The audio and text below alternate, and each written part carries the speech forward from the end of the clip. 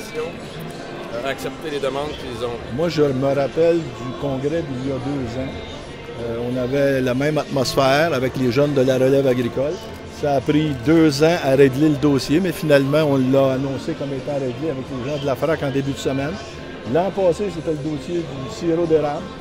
Ça a pris l'année à régler le dossier du sirop d'érable, mais là, on va avoir 100 millions d'investissements dans l'ensemble des régions du Québec.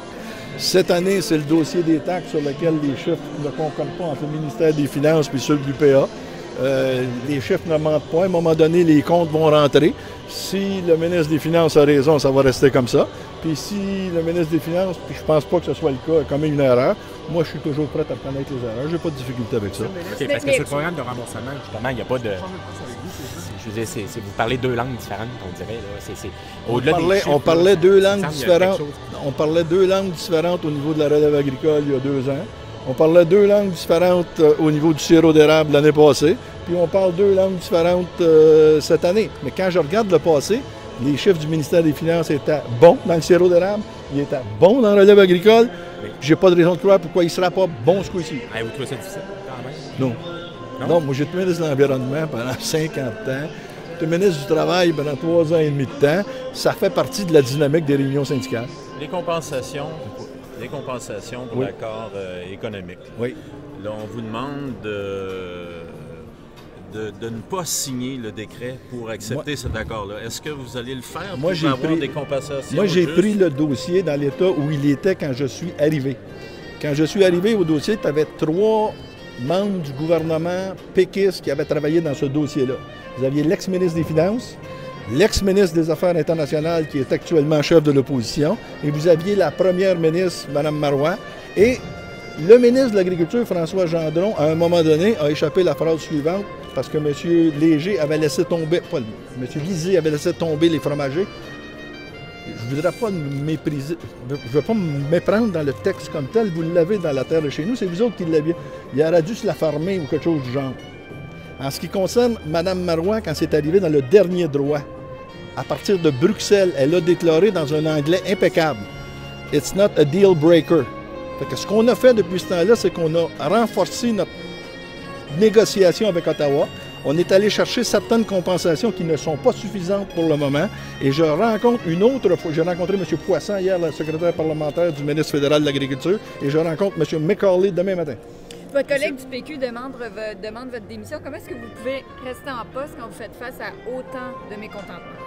Moi, j'ai fait face, comme ministre de l'Environnement, à des assemblées, là, quand on avait des non, mais là, peu importe l'argumentaire que vous amenez, là, les gens ne sont pas du tout convaincus. Là. Écoutez, il y a 28 000 entreprises agricoles au Québec. Moi, je me promène sur les fermes, là, puis ils ne sont pas tous représentants syndicaux sur les fermes. C'est des entrepreneurs agricoles comme tels, puis je suis bien reçu partout.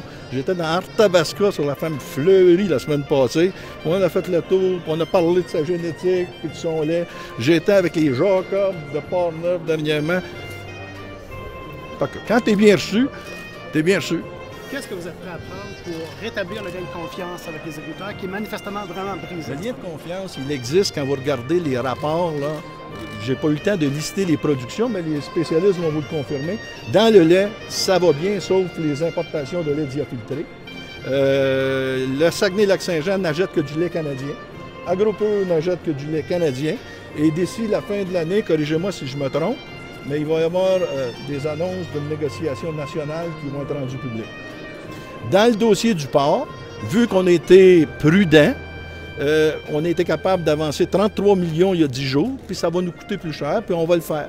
Dans le dossier du sirop d'érable, on a 100 millions d'investissements qui s'en viennent ce printemps.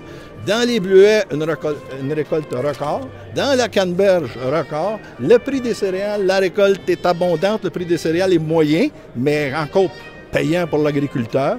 Et ce matin, je lisais que les gens qui font des sapins de Noël s'attendent à une année record. Pourquoi vous avez choisi de rester? En quoi ces récoltes-là, quel crédit a le gouvernement dans ces... Quel crédit a le gouvernement? La gestion de l'offre, là, ce sont des lois qui supportent ça.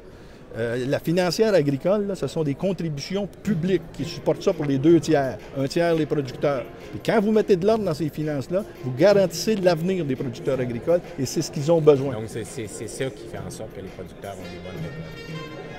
Ben non. Ça contribue à un environnement positif. C'est-à-dire qu'ils investissent parce qu'ils savent que si le prix tombe, il y a un filet de sécurité. C'est ça qui fait la différence. Pourquoi vous avez décidé de répondre aux questions puis de vous exposer à toutes ces critiques-là? Parce que j'ai toujours... Ça fait partie de faire de la politique, ça. Moi, j'ai jamais fui une assemblée...